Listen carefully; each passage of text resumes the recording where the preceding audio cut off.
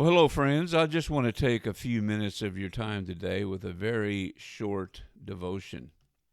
You know, Jesus, most of you heard his story about the prodigal son.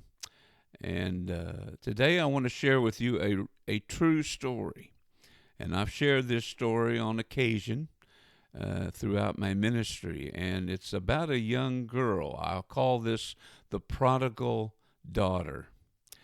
And it was about a young girl who grew up on a cherry orchard in Traverse City, Michigan.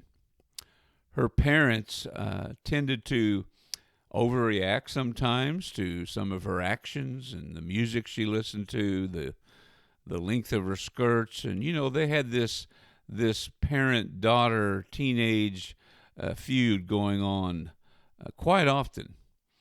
And so they grounded her for a few times, and finally one day she just boiled over with anger, and she told her parents she hated them, and so within herself she planned to run away.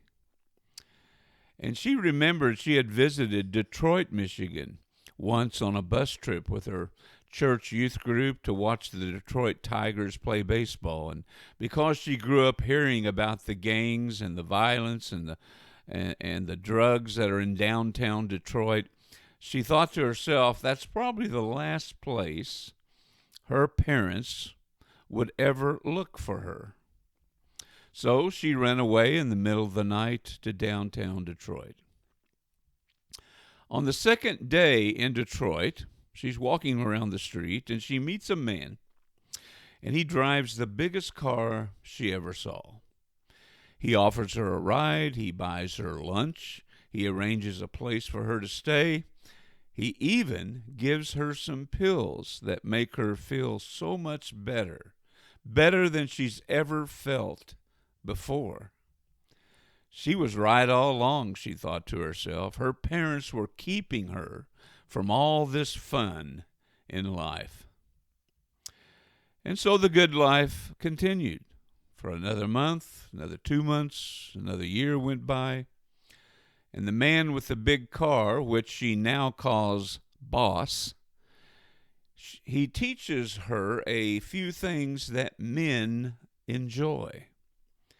And since she is an underage teenager, men will pay a premium for her. And so he puts her up in this unbelievable penthouse, and she gets to order room service whenever she wants. And occasionally she thinks back about her family and back home and how their life now seems so boring, and she can hardly believe that is where she grew up. Now, she had a brief scare one day when she noticed her picture printed on the back of a milk carton with the headline, "Have you seen this child?" But it didn't matter because her friends are runaways and nobody squeals on each other in Detroit.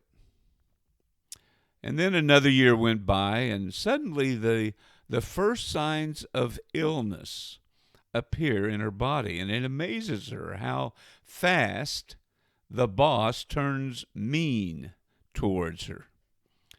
Now, she still turns a couple of tricks a night, but it doesn't pay everything because all she earns goes to her drug habit.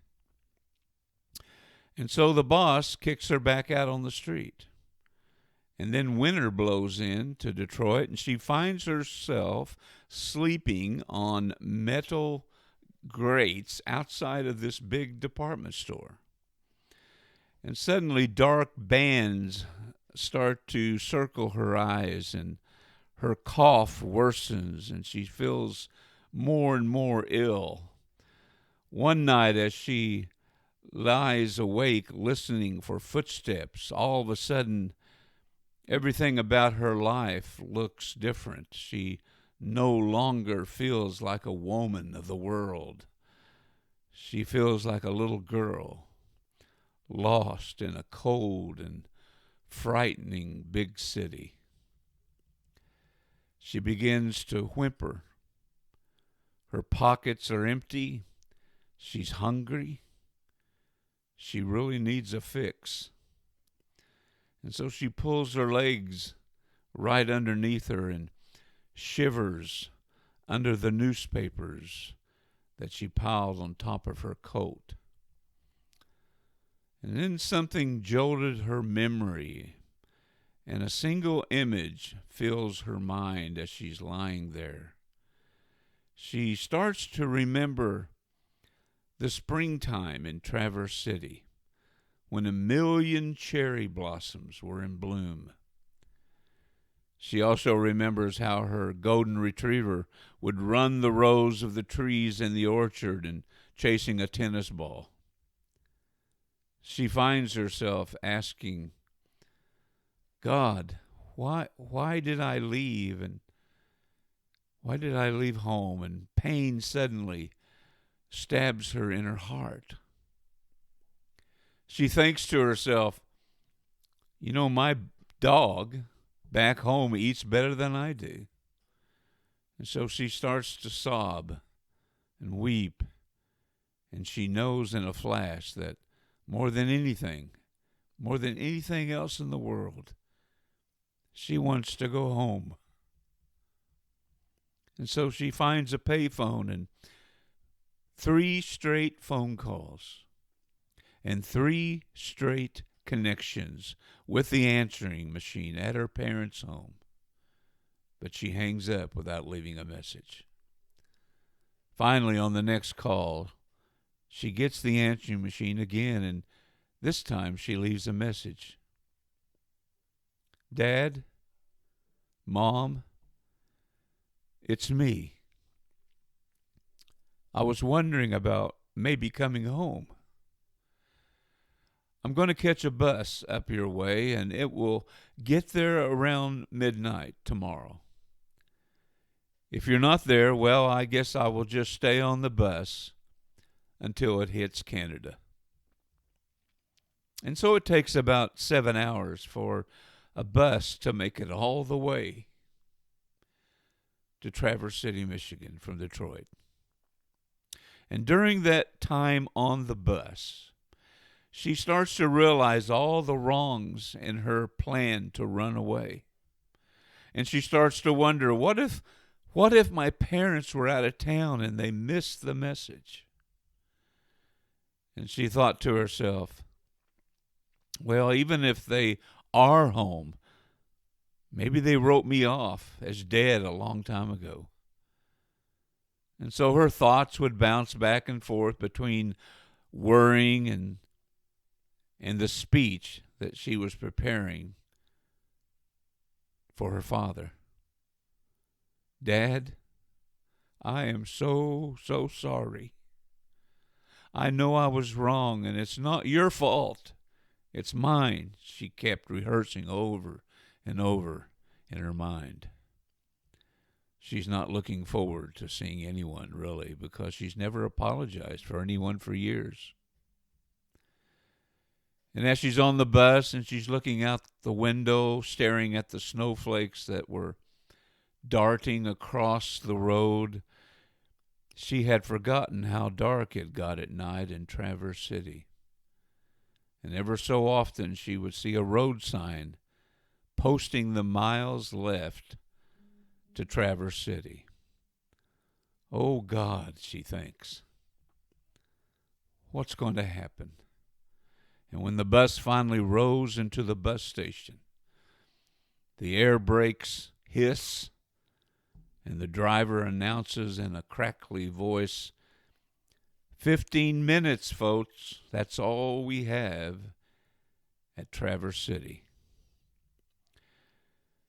She suddenly takes the compact mirror out of her purse and she licks her lips and wipes the lipstick off of her teeth. And then she looks at the tobacco stains on her fingertips and wonders, will my parents notice?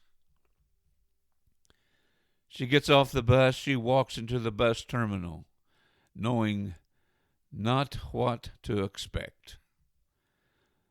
But as she walked through the door, there in the concrete walls and the plastic chairs of that bus terminal in Traverse City stood a group of 40 people, brothers and sisters, great aunts and uncles, cousins, grandmother and great-grandmother to boot, all wearing goofy party hats and blowing noisemakers, and taped across the back wall of the bus terminal was a computer-generated banner that reads, "Welcome home."